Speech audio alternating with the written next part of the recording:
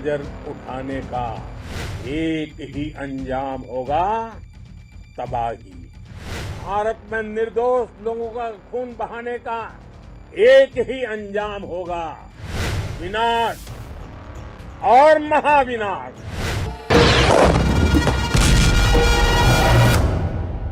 अगर पाकिस्तान से बात होगी तो पाक ऑक्युपाइड कश्मीर पीओके उस पर ही होगी।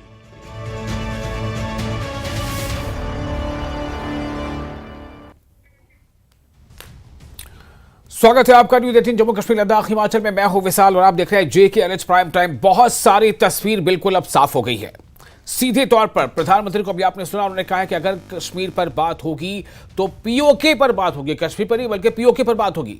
और साथ ही एक और आज बात क्लियर कर दी गई है कि जब रणधीर जायसवाल जब एबीए की प्रेस ब्रीफिंग कर रहे थे, उसमें भी भारत सरकार की तरफ से ये साफ तौर से कहा दिया गया है, ये ऐलान कर दिया गया है कि कश्मीर पर किसी की मध्यस्थता मंजूर नहीं है, किसी की मध्यस्थता मंजूर नहीं है। यह हमारे आपस का मामला है, जिस पर कुछ देर के लिए एक संशय सा आ गया था।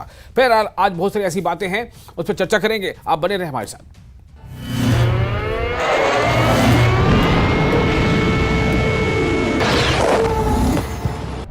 भारत की ओर नजर उठाने का एक ही अंजाम होगा, तबाही। भारत में निर्दोष लोगों का खून बहाने का एक ही अंजाम होगा, विनाश और महाविनाश।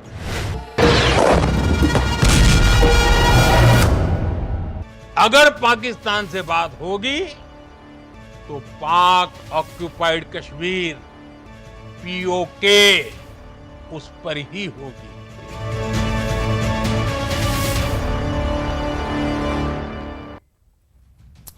तो आपको मैंने बताया कि आज जिस तरह से आदमपुर एयरबेस पहुंचे प्रधानमंत्री, और आज की सुबह जब वो वहां पर अपने वीर जवानों के बीच पहुंचे, यानी जितने भी वहां पर आर्मी के अफसरान थे, जो एयरफोर्स के अफसरान थे या जो जवान थे, उनके बीच जाहिर है कि उनका हौसला आज दोबाला हो गया। और वहां पहुंचकर ये वही आदमपुर बेस है जिसके बारे में पाकिस्तान ने ये प्रोपेगेंडा फैलाया, झूठ फैलाया था कि आदमपुर बेस को तबाह कर दिया गया है। लेकिन आज खुद वहां प्रधानमंत्री, वजीर आजम जब वहां पहुंचे नरेंद्र मोदी, तो एक तरह से उन्होंने दिखा दिया, पर्दाफाश कर दिया, सच और झूठ क्या है उसकी तस्वीर बिल्कुल सामने रख दी कि कैसे हकीकत जो है वो बिल्कुल अलग है। कहा और झूठ कुछ और फैलाया जा रहा था, हकीकत कुछ और है। वहां पर से उन्होंने बहुत सख्त पैगाम दिया। उन्होंने कहा है कि अगर फिर कभी पाकिस्तान की तरफ से आतंकी हमला हुआ तो बिना रुके झुके उसे उसके घर में घुस कर सबक सिखाया जाएगा। क्योंकि उन्होंने बताया कि जो ऑपरेशन सिंदूर है ये नियो नॉर्मल है। अब ये नियो नॉर्मल है, यानी कि अब कोई बातचीत, कोई तहकीकात, कोई इन्वेस्टिगेशन, कोई गिरियावजारी, कोई पूछताछ, कुछ नहीं। बस ऑपरेशन सिंदूर अब से नियो नॉर्मल है। अगर हमला हुआ तो फिर आप तैयार हो। आपको पता है कि फिलहाल अभी जो है वो सीज फायर चल रही है और इस तरह के वहाँ पर हालात बने हुए हैं कि अब जो है एक तरह से सीमा पर कह सकते हैं कि गोली बारूद या आवाज़ें सुनाई नहीं दे रही हैं। लेकिन जो तस्वीरें हैं वो काफ़ी हैरान करने वाली हैं। तो आज जो आदमपुर बेस से प्रधानमंत्री ने, वजीर आजम ने जो हौसला बढ़ाया जवानों का और जो पाकिस्तान को दो टूक संदेश दिया, और साथ ही जब MEA की प्रेस ब्रीफिंग हो रही थी तो ये कहा गया, क्लियरली कहा गया कि कश्मीर पर किसी मध्यस्थता की ज़रूरत नहीं है, मंजूरी नहीं है। इसी बात चर्चा करेंगे। हमारे साथ कुछ खास मेहमान हैं। हमारे साथ सुरेंद्र राजपूत, नेशनल स्पोक्सपर्सन कांग्रेस के, वो हमारे साथ जुड़ चुके हैं, और डॉक्टर अभिजीत जसरोटिया जुड़ चुके हैं, स्पोक्सपर्सन BJP, और कुछ ब्रिगेडियर राजन जमाल भी हमारे साथ जुड़ चुके हैं। तो आप तमाम लोगों का बहुत बहुत स्वागत है न्यूज़ 18 JKLH में, और आप देख रहे हैं JKLH प्राइम टाइम। सबसे पहले मैं सुरेंद्र जी आपके पास आना चाहूँगा। आज जो प्रधानमंत्री ने जो एक संदेश दिया, और आपने देखा था कि जब राष्ट्र के नाम वो संबोधन कर रहे थे उसमें भी उन्होंने कहा था कि एकजुटता और हमारी एकता ही हमारी सबसे बड़ी ताकत है। उन्होंने जिक्र किया कि सामाजिक संस्थाएं, राजनीतिक दल सब एकजुट रहे पाकिस्तान के इस काराना हरकत के खिलाफ, और जो भारत ने ये ऑपरेशन सिंदूर शुरू किया था उसके समर्थन में। आज फिर एक उन्होंने पैगाम दिया है। उन्होंने कहा है कि अगर कोई हमला, आतंकी हमला दोबारा हुआ तो फिर जो अब ये नियो नॉर्मल हो चुका है ऑपरेशन सिंदूर, कोई तहकीकात नहीं, कोई रिपोर्ट नहीं, कोई जांच नहीं, बल्कि अब उसी की भाषा में जवाब देना होगा। उससे एक कदम आगे बढ़ते हुए एक बात ये भी कहेगी कि बात अगर होगी तो पीओके पर होगी। आज एबीए की प्रेस ब्रीफिंग हुई, इसमें यह कहा गया, रणधीर जायसवाल जो प्रवक्ता थे एबीए के, उन्होंने कहा है कि कश्मीर पर मध्यस्थता मंजूर नहीं है। सुरेंद्र राजपूत, आपकी प्रतिक्रिया। देखिए, तीन चार बातें बड़ी स्पष्ट है आजम साहब। जी। जब ऑपरेशन सिंदूर शुरू हुआ था तो देश का जनमानस हो, सत्ता हो, पक्ष हो, विपक्ष हो, मीडिया हो, हमारे पत्रकार साथी हो, आम जनता हो, सब लोगों ने एक स्वर में अभूतपूर्व तरीके से देश की सेना का, देश की सरकार का साथ दिया। और बल्कि मीडिया ने तो और 4 कदम बढ़ करके आगे साथ दिया। 9 और 10 की रात को मीडिया ने तो लाहौर पे भी कब्जा कर लिया था, मीडिया ने तो कराची पे भी कब्जा कर लिया था, रावलपिंडी पे भी कब्जा कर लिया था, और वहां पर दाखिल खारिज भी कराने लग गए थे। खैर, पूरा देश एक था और एक है। आतंक के खिलाफ, आतंकियों के खिलाफ पूरे देश ने सेना की कार्रवाई का, सेना के शौर्य का, सेना के पराक्रम का, सेना की प्रिसिशन, प्रशासनिक क्या ना व्यावसायिक दक्षता का, कि उन्होंने चुन चुन करके जो निशाने लगाए, छोटे छोटे निशाने जो उन्होंने लगाए, 9 जगह आतंकवादियों के कैंप थे, उनको ध्वस्त किया बगैर इधर उधर के किसी आर्मी के कैंप को या किसी सिविलियन के मकान को ध्वस्त नहीं किया। पूरे देश ने, पूरी दुनिया ने हमारी सेना की इस कार्रवाई को माना। हमारा सैनिक नेतृत्व को भूरी भूरी प्रणाम है, सैल्यूट है। हमारा सवाल राजनीतिक नेतृत्व से है। हमारा सवाल राजनीतिक नेतृत्व से क्या है? बहुत स्पष्ट सवाल है कि जिस ऑब्जेक्टिव से आपने क्या नाम ऑपरेशन सिंदूर शुरू किया था, क्या ऑब्जेक्टिव पूरे हो गए? जो पहलगांव के बायसरन में जिन 4 या 5 आतंकियों ने हमारे निर्दोष नागरिकों को धर्म पूछ पूछ करके मारा था, क्या वो पकड़े गए, मार दिए गए? पाकिस्तान की आर्मी को, जिसको हम सब लोग, पूरी दुनिया मानती है, जानती है, हिंदुस्तान जानता है कि वो आतंकियों की अम्मा है, क्या उसको डिस्मेंटल कर दिया? क्या पाकिस्तान में सिर्फ 9 ही आतंकवादी कैंप थे या बाकी आतंकवादी कैंप नहीं थे? पाकिस्तान पूरा बिल्कुल सैनिटाइज हो गया? जवाब आता है नहीं। और अचानक से अप्रत्याशित रूप से डोनाल्ड ट्रंप का एक ट्वीट आता है, और उस डोनाल्ड ट्रंप के ट्वीट के बाद आश्चर्यजनक रूप से पूरा देश स्तब्ध रह जाता है कि वो सीज फायर हो जाता है। और उसके बाद डोनाल्ड ट्रंप यहीं नहीं रुकते। अगले दिन डोनाल्ड ट्रंप, जिस दिन प्रधानमंत्री जी राष्ट्र को संबोधित कर रहे होते हैं, उससे 10 मिनट पहले डोनाल्ड ट्रंप आते हैं और वो कहते हैं कि साहब, हमारी वजह से न्यूक्लियर युद्ध रुक गया, लाखों जानें बच गई, और हमने, भारत और पाकिस्तान दोनों ही ग्रेट मुल्क हैं। पाकिस्तान ग्रेट मुल्क है हिंदुस्तान के सामने। इन दोनों राष्ट्रों को एक जैसा रखने के लिए अमेरिका को किसने कहा? तो और उसके बाद कहा कि नहीं, हमने कहा ट्रेड बंद कर देंगे। दोनों क्या नाम जो न्यूक्लियर पावर थी वो युद्ध के लिए रोकने के लिए तैयार हो गई। और इसका कोई कैटेगोरिकली ऑफिशियल डिनाई किया क्या जी हिंदुस्तान की सरकार ने? नहीं किया। और ये वो डोनाल्ड ट्रंप हैं जिन डोनाल्ड ट्रंप को नरेंद्र मोदी जी अपना दोस्त कहते हैं। लेकिन सुरेंद्र जी, मैं आपको रोकना नहीं चाहता था, बट मैं सिर्फ ये इतना बताना चाहूंगा कि आज एमईए की जो प्रेस ब्रीफिंग हुई है, रणदीप जायसवाल जब प्रवक्ता एमईए बात कर रहे थे, तो उन्होंने सीधे तौर पे कह दिया कि कश्मीर पर मध्यस्थता मंजूर नहीं है, किसी तीसरे की मध्यस्थता मंजूर नहीं है। मैं सिर्फ हमने ऐड ऑन कर रहा हूं, आप अपनी बात कीजिए। हमने कश्मीर पर मध्यस्थता का तो सवाल भी नहीं उठाया, वो तो हमारा द्विपक्षीय मामला है। ठीक है। उन्होंने तो ये कहा कि हमने जो है हिंदुस्तान पाकिस्तान का न्यूक्लियर वॉर रुकवा दिया। यानी हम इतने गैर जिम्मेदाराना मुल्क हैं कि हम न्यूक्लियर वॉर करने जा रहे थे। और ये वो डोनाल्ड ट्रंप है जिससे गले मिलते हैं नरेंद्र मोदी जी, जिनको कहते हैं हाउडी ट्रंप, हाउडी मोदी, जिनको कहते हैं नमस्ते ट्रंप, वोट फॉर ट्रंप जिनकी बात करते हैं, अब की बार ट्रंप सरकार की बात करते हैं। ये वो ट्रंप है, कोई घसियारे नहीं है, अमेरिका के प्रेसिडेंट है। और भारत की सरकार आधिकारिक रूप से उनके किसी वक्तव्य को डिनाई नहीं कर रही है। लेकिन आपको याद होगा जब प्रधानमंत्री का राष्ट्र के नाम संबोधन आ रहा था, तो उन्होंने कहा था कि मैं विश्व समुदाय को भी बताना चाहता हूं। जाहिर सी बात है, डिप्लोमेसी है, कुछ चीजें ऐसी होती हैं, लेकिन विश्व समुदाय का मतलब क्या है? ऐसा तो नहीं, कोई समझ नहीं पा रहा। फिर भी आपने अपनी बात की है, मैं इस पर रिएक्शन लेता हूं। सुरेंद्र जी, आप हमारे साथ बने रहिए, आप हमारे साथ बने रहिए। मैं उस पर रिएक्शन ले लेता हूं ना।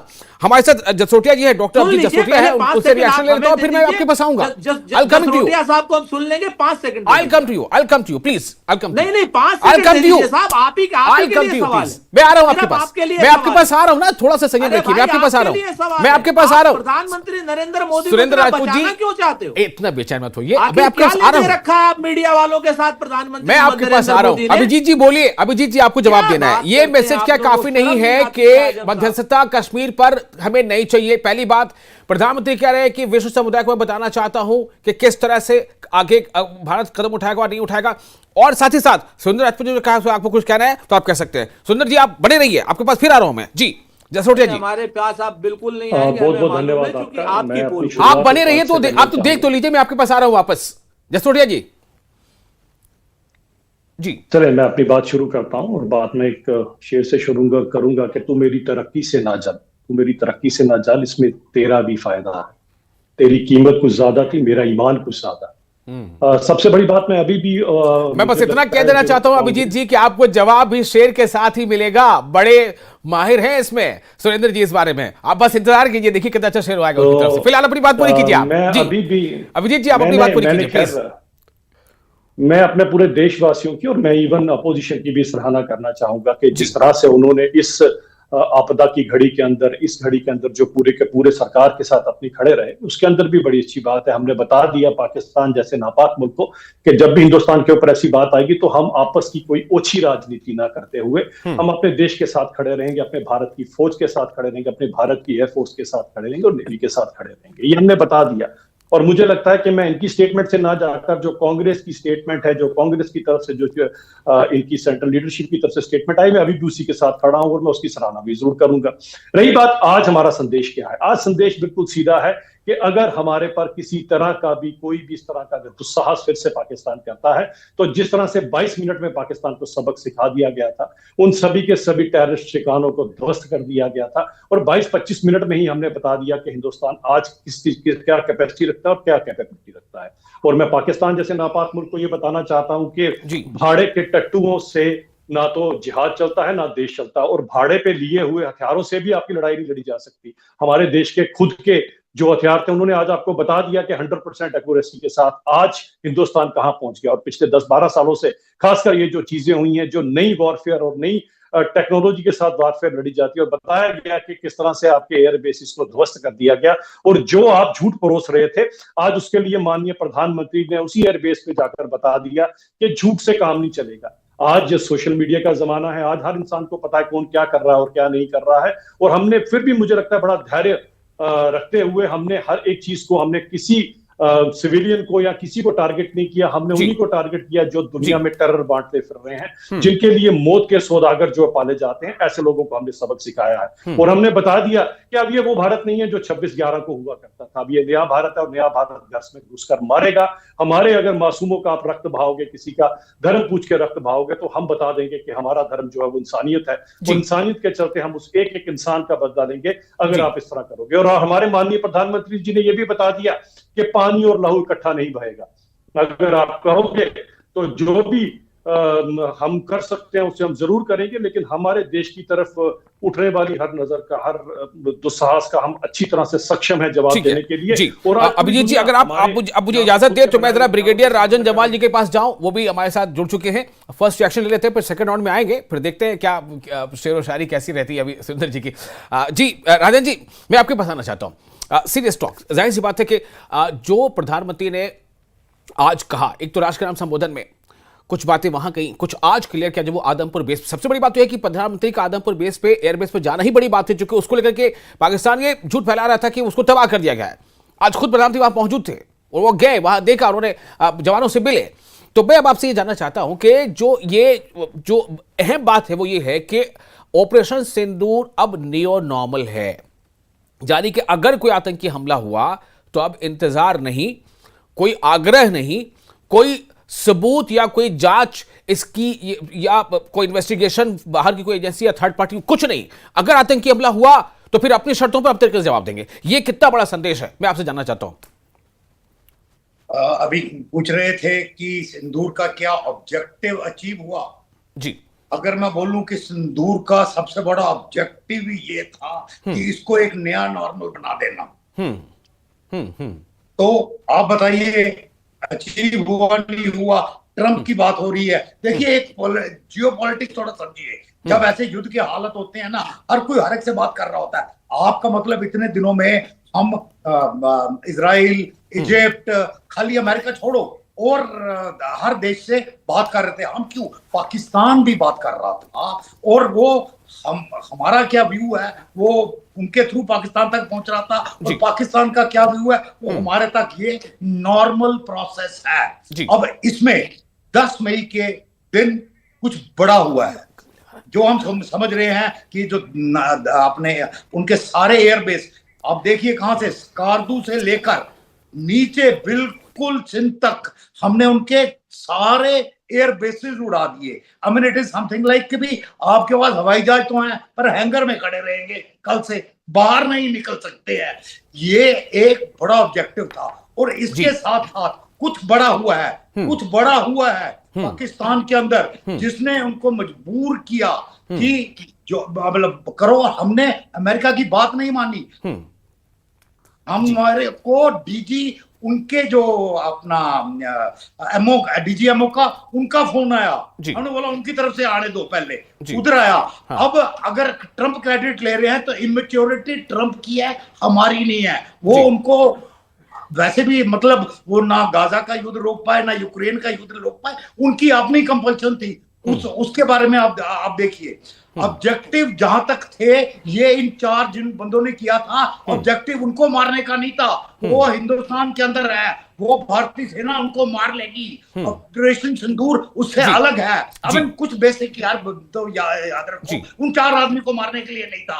वो भागलपुर में नहीं बैठे हुए थे, वो हमको पता है वो पहलगाम की पहाड़ियों में है, उनको ढूंढा जा रहा है, उनके अंजाम तक पहुंचाया जाएगा। पर उनके जो आका थे, उनके आका की जमीन हिला दी। मेरे को दुख आज सिर्फ इस बात का हुआ कि DGISPR ने जो ब्रीफिंग दी, उसने हमारे अपोजिशन लीडर्स की प्रेस क्लिपिंग्स चलाई ना। ये साथ देना नहीं होता।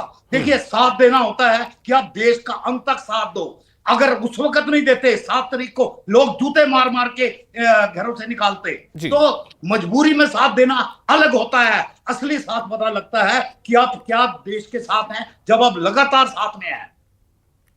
ठीक है सुरेंद्र राजपूत जी, मुझे लगता है कि अब आपके पास काफी उचित समय और जवाब भी है मुझे कि मैं आपके पास आऊं। सुरेंद्र राजपूत जी, नेशनल स्पोक्सपर्सन कांग्रेस, बोलिए। 3-4 चीजें आपने शेर की बात कही तो मैं तारीफ करूंगा भारतीय जनता पार्टी के प्रवक्ता की कि इन्होंने बगैर तू मैं के बात करी। भारतीय जनता पार्टी के ऐसे प्रवक्ताओं को आगे बढ़ना चाहिए।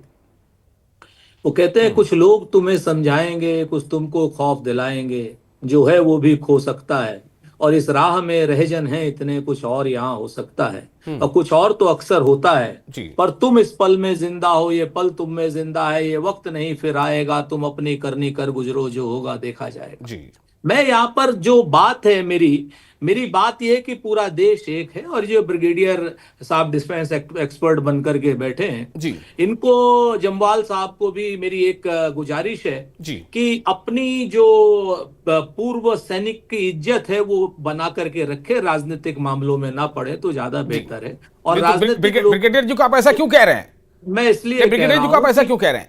मैं बताता हूँ, मैं वो भी बताता हूँ। ब्रिगेडियर जी, मैं आपके पास आऊंगा जवाब लेने के लिए, अभी सुन लेते हैं सुरेंद्र जी को, फिर आपके पास जवाब लूंगा। जी सुरेंद्र जी बोलिए। ये जिस तरीके के एक्स फौजी ऑफिसर जो हैं, एक्स फौजी वर्दी की खाल ओढ़ करके जो भारतीय जनता पार्टी के समर्थन में आते हैं, हमें उनसे सीख लेने की जरूरत नहीं है। मुझे लगता है कि देखिए इस तरह से कोई ऐसी बात आपका की जो पर्सनल हो, आपको जो तथ्य के हिसाब से जो बात करी वो कीजिए। आप ये ब्रिगेडियर जम्वाल ये कहना चाहता है, ये ब्रिगेडियर जम्वाल ये कहना चाहता है कि हम मजबूरी में साथ दे रहे थे। हाँ, इस पे आप अपनी बात रखिए, आप उस पर बात रखिए, लेकिन देखिए एक दूसरे का सम्मान देखिए, भाषा का इस्तेमाल हम जब दूसरे से चाहते हैं कि वो अच्छी भाषा इस्तेमाल करें, तो हम क्या दूसरे के चक्कर में हमें भी तो अच्छी भाषा दिखाना पड़ेगा ना। आप उनको नहीं, वो ब्रिगेडियर है हमारे, उससे दो राय नहीं है।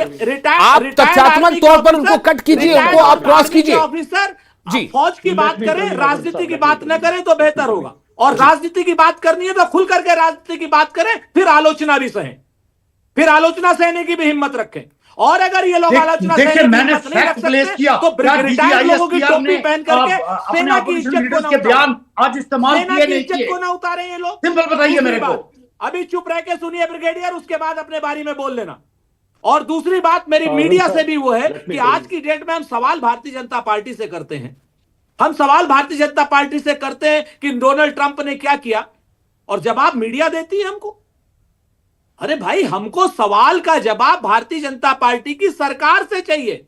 और रही जाए भारतीय जनता पार्टी तो क्या आप अगर रणधीर जायसवाल एबीए के प्रवक्ता अगर आकर कहते हैं प्रेस कॉन्फ्रेंस में, प्रेस ब्रीफिंग में कि हमें किसी तीसरे मध्यस्थता की जरूरत नहीं है, तो इतना काफी नहीं है? क्या बिल्कुल ये बात नहीं है। सरकार का, क्या इसलिए ये सरकार का पक्ष इसलिए नहीं है? बिल्कुल नहीं है कि उन्होंने एक व्यक्तिगत प्रश्न के जवाब में जवाब दिया था कश्मीर के। डोनाल्ड ट्रंप का एक बार नाम नहीं लिया भारतीय जनता पार्टी की सरकार ने या विदेश मंत्रालय ने। लेकिन एक सवाल ये भी है ना जसरोटिया जी, आप क्या जवाब देना चाहेंगे इसका? आप इसका जवाब दीजिए। और जसरोटिया मैं सवाल जी करूंगा, फिर वो बोलेंगे सबसे- मीडिया सवाल पूछ रहा है। सबसे जसरोटिया जी, आप ही जवाब दीजिए इनको। हमारे मन में प्रश्न है। आजम साहब, मैं सबसे पहली बात और ये करना जसरोटिया जी चाहता और हूं हम कि साथ देखो, में वी हैव गॉट फुल परेशान हैं रिस्पेक्ट इसको फॉर आवर वेटरन्स, और ब्रिगेडियर साहब को, जम्वाल साहब को मैं पर्सनली भी जानता हूं। इन्होंने जो जो काम किए हैं अपने टेन्योर में, अगर आपको पता लगेंगे तो मुझको लगता नहीं, है वो कि बिल्कुल, मैं इसलिए मैंने कहा कि देखिए, सराहना करते आप करते किसी पूरा को टाइम निकल जाएगा आपके तथ्यात्मक चैनल तौर के पर पास, सही या गलत आप किसी के विचार को बता सकते हैं, लेकिन हमारे उसको बताने में हमारा सम्मान, हमारे शब्दों की गरिमा, वो सब कुछ उसमें होनी चाहिए। आजम साहब, अगर हमारे ऊपर अटैक होगा राजनीतिक रूप से तो राजनीतिक जवाब दिया जाएगा। रोम रोम में इज्जत और होनी जो चाहिए। आदमी और प्लीज, क्या नाम सेना की वर्दी ओढ़ करके राजनीति करेगा उसको जवाब मिलेगा। What sort of operations he has done in Kashmir? If Kashmir is today Kashmir, then it is all due to officers like Brigadier Jamwal. I know, but please नहीं, मैं ब्रिगेडियर साहब को, मैं खुद उनको मौका दूंगा बोलने का। ब्रिगेडियर साहब देखिए, ब्रिगेडियर राजन जवाल साहब, जो उनको एतराज है वो ये है कि आप राजनीतिक बात कर रहे हैं, तो क्या आप राजनीतिक बात नहीं कर रहे हैं? आपके पास में मौका देता हूं उसका जवाब देने के लिए। जवाल जी, वसीम साहब, अगर मेरी बात सुने, अगर कोई सच्चाई, अगर सच्चाई तो सच्चाई होती है। कुछ ऑपोजिशन लीडर्स मैंने ये बोला जिनके इस बयान डीजी आईएसपीआर ने इस्तेमाल किए, मैंने किसी पार्टी का नाम नहीं लिया। सर मेरा मैंने और क्या बोला, मैंने कहा कि मेरे को दुख हुआ, मेरे को दुख हुआ जी, मेरे को दुख हुआ कि हमारी अपोजिशन पार्टीज के बयान डीजी आईएसपीआर इस्तेमाल कर रहा है अपने प्रोपोगंडा के लिए। तो क्या आप छोड़िए, नॉट एज एक्स फौजी, एज ए सिटीजन मेरे को दुख नहीं होना चाहिए? एज ए सिटीजन मेरे को दुख नहीं होना चाहिए? मेरे को दुख होना चाहिए। निशिकांत दुबे के बयान पर हिम्मत हुई जिस आदमी ने कहा देश में गृह युद्ध चल रहा है, धार्मिक युद्ध चल रहा है, जो डीजीएसआईआर ने इस्तेमाल किया डोजायर में। आप बोले एक बार अपोजिशन के नाम पर बीजेपी के क्या नाम, हिम्मत हुई आपकी बीजेपी के एमपी को बोलने की? ब्रिगेडियर जम्वाल बताइए आप किस चीज के बारे में बात कर रहे हैं? निशिकांत दुबे ने स्पष्ट रूप से कहा था कि इस देश में गृह युद्ध चल रहा है और इस देश में धार्मिक युद्ध चल रहा है और सुप्रीम कोर्ट का चीफ जस्टिस उस युद्ध को इंस्टिगेट कर रहा है। ये निशिकांत दुबे का बयान था जो पाकिस्तान ने इस्तेमाल किया है। आपकी हिम्मत हुई बोलने की? मैंने क्या बोला? पॉलिटिकल लीडर्स का ज्यादा देखिए, अब मैं नाम नहीं लेना चाहता कि क्या बयानों का क्या इस्तेमाल किया है, वो आपको भी पता है। और क्या गृह युद्ध चल रहा है नहीं चल रहा है वो, लेकिन सुनिए, अच्छा, अगर आप लोग अपनी बात रख चुके हो तो मैं इसको थोड़ा कंक्लूड करके आगे बढ़ना चाहूंगा ताकि कुछ मुद्दों पर बात कर लें। सुरेंद्र जी, बिल्कुल, आपको सबको मैंने पर्याप्त समय दे दिया है। और सुनिए जमाल साहब, देखिए अब देश के सबसे बड़े नेता प्रधानमंत्री को हम मानते हैं कि नहीं मानते हैं? जब प्रधानमंत्री ने खुद यह बात कह दी है अपने राष्ट्र के संबोधन में कि हमें तमाम देश के लोगों का, तमाम तबकों का, तमाम धर्म के लोगों का, तमाम राजनीतिक दलों का हमें समर्थन मिला, सब एकजुट रहे, तो फिर हमें इसमें सवाल नहीं खड़े करने चाहिए, मेरी यह समझ है। जब प्रधानमंत्री ने खुद इसको कह दिया एक दिन पहले, तो हम बजाय कि उसको छोड़ के हम पॉजिटिवली आगे बढ़े। सोशल मीडिया का जमाना, आज आपकी बात कोई कहीं से काट के कहीं चला दे, यह कोई आधार नहीं बन सकता। मैं सिर्फ यह कह रहा हूं कि प्रधानमंत्री कल कहा ना, नहीं कहा क्या अभी तमाम राजनीतिक दलों का समर्थन मिला, सब एकजुट रहे तो हम ऐसा कार्य कर पाए, ठीक है, तभी हम ऐसे फौलादी फैसले ले पाए, यह प्रधानमंत्री का कथन है। बहरहाल आगे बढ़ते हैं। जमाल साहब, मैं आपके पास अब आ रहा हूं, टेक्निकल बात करते हैं। राजन जमाल साहब, मेरा सवाल यही है कि जो नियो नॉर्मल है इसको हम अपने दर्शकों को और कैसे थोड़ा बेहतर समझा सकते हैं? क्या है नियो नॉर्मल? ऑपरेशन सिंदूर के बाद ये नियो नॉर्मल है, क्या है ये, मतलब क्या है? मतलब देखिए 3-4 हैं। एक कि हम अभी अपना स्टैंड डाउन नहीं कर रहे हैं, हमारी फोर्सेस डिप्लॉयड रहेंगी जी, हमारा एयर डिफेंस एक्टिव रहेगा जब तक हमको यकीन नहीं आ जाता कि जो हमने मांगा है डिसमेंटलिंग ऑफ टेरर इंफ्रास्ट्रक्चर या जो भी डीजीएमओ लेवल पे बात हो रही है वो जब तक अचीव नहीं हो पा जाता, वी विल स्टे। और अगर कहीं भी हमको लगता है कि हमारे खिलाफ कोई कार्रवाई होती है या हमको लगता है होने वाली है जी, मतलब हम ये सिंदूर में पॉज है, अभी हमने इतनी एयर बेसिस है, आपने हमारी काबिलियत देख ली, हम फिर वापस आएंगे आपके बचे हुए, मतलब अगर आपने तब तक रिपेयर कर लिया, हम इसको दोहराएंगे और ये तब तक चलता रहेगा जी। जब तक आपके दिमाग में ये घुस नहीं जाता कि टेररिज्म अभी नहीं चलने वाला। बिल्कुल, ये बहुत बड़ी ये बात है सिंपल कि ये भाषा में नियो ये नॉर्मल है। साथ ही साथ ये कि अब हम न्यूक्लियर ब्लैकमेलिंग के सामने हम अब जो है उसको हम सहन नहीं करने वाले। यही बहुत बड़ी बात थी। मैं अब कंक्लूजन की तरफ आ रहा हूं। जसोटिया जी, मैं आपके पास आता हूं, 10-20 सेकंड आपके लिए है। हम जहां तक पहुंचे हैं, ये लड़ाई जहां तक पहुंची है पाकिस्तान के खिलाफ, या आतंकवाद के खिलाफ युद्ध, उस पर आप फाइनल कमेंट करना है आपको जी। देखें तो वैसे तो शेर कुछ और है, पर मैं फिर से पाकिस्तान के लिए एक शेर पढ़ देता हूं कि हमने 22 मिनट में गिरा दी तुम्हारी इमारत। जी, अब जी। तुम्हें तो बरसों लगेंगे मलबा हटाने को, क्या और बात उस मलबे के नीचे से कितने टेररिस्टों के शव निकल रहे हैं वो आपके सामने ही हैं। और हमने तो टेररिस्टों को ही फोकस करना है। और जहां तक प्रधानमंत्री जी ने क्लियर कर दिया, जी। कोई क्या कहता है कोई क्या नहीं बोलता, हमने बोल दिया कि तुम वहां से गोली मारोगे, हम यहाँ से गोला मारेंगे। और हमें अच्छी तरह से पता है, और हमारे पास दिए हुए किसी के भाड़े के हथियार नहीं, हमारे खुद के हथियार हैं जो हमारे यहाँ के साइंटिस्ट ने, हमारे एक्सपर्ट्स ने खुद बनाए हैं। और हिंदुस्तान की टेक्नोलॉजी वैसे भी दुनिया में बहुत शुक्रिया आपका। और सुरेंद्र जी, एक 10-15-20 सेकंड आपके लिए भी, आपके पास भी आ रहा हूं, फाइनल कमेंट।